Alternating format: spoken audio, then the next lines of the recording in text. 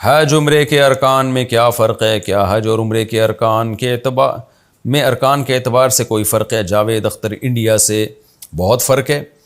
عمرہ تو حج اصغر ہے، چھوٹا حج ہے، اصل حج تو حج اکبر ہے جو بڑا حج ہے، جس کو ہم حج کہتے ہیں۔ تو دونوں کے ارکان میں فرق ہے۔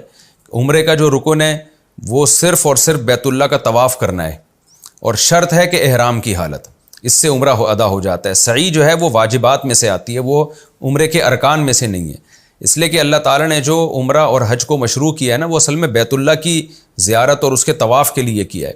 تو عمرے میں ہم جو اصل جاتے ہیں نا، وہ بیت اللہ کا طواف کرنے کے لیے، شرط یہ کہ احرام کی حالت ہو۔ آگے پھر سعی یہ عمرے کے ارکان میں سے نہیں ہے، عمرے کے واجبات میں سے ہے۔ جیسے نماز کے کچھ ارکان ہوتے ہیں، کچھ واجبات ہوتے ہیں، تو ایسے ہی عمرے کے رکن جو ہے وہ طواف ہے۔ اور جو حج ہے اس کا جو رکن ہے وہ دو ارکان ہے، ایک طواف جو طواف زیارت ہے۔ عمرے میں تو کوئی ٹائم نہیں ہے، جب بھی چاہے طواف کریں، لیکن حج میں جو طواف ہے، جو رکن ہے نا، وہ طواف زیارت، وہ بقرعید کے 3 دنوں میں ہی ہوتا ہے۔ اور دوسرا وقوف عرفہ، یہ دو ارکان ہیں حج کے، اور شرط کیا ہے کہ احرام کی حالت میں ہو، یعنی احرام کی حالت میں عرفہ کا وقوف کرنا اور طواف زیارت کرنا، یہ دو چیزیں حج کے ارکان ہیں۔ اور ظاہر ہے یہ دونوں بڑے مشکل ہیں، عمرہ تو بڑی آسانی سے ہو جاتا ہے، باقی چیزیں جتنی بھی ہیں حج میں وہ واجبات میں سے ہیں۔ رمی ہو گئی، اور مزدلفہ کا قیام ہو گیا، اور سعی ہو گئی، یہ ساری چیزیں واجبات حج میں سے ہیں۔ واجبات کا مطلب یہ ہوتا ہے کہ یہ کسی نے چھوڑ دی نا تو بھی حج ادا ہو جائے گا، لیکن دم دینا پڑے گا، گناہ بھی ملے گا، دم بھی دینا پڑے گا۔ اگر جان کر چھوڑی تو گناہ بھی، لیکن اگر دو چیزیں چھوڑ دی تو حج ہی نہیں ہوتا۔ وقوف عرفہ چھوڑ دیا یا طواف زیارت چھوڑ دی تو پھر حج نہیں ہوگا۔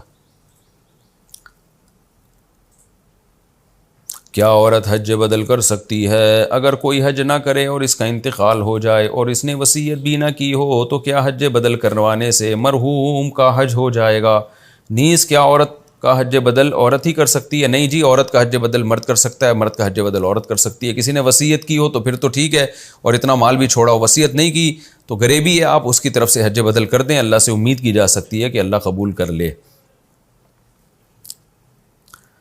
نااہل حکمران کیا اللہ کی ناراضی کی نشانی ہیں؟ کیا ایسی کوئی حدیث ہے کہ حضرت موسیٰ علیہ السلام نے اللہ تعالیٰ سے پوچھا کہ جب آپ ناراض ہوتے ہیں تو اس کی کیا نشانی ہے؟ تو اللہ نے اس کی 3 نشانیاں بتائیں، جن میں ایک یہ کہ نااہل حکمران مسلط کیے جاتے ہیں۔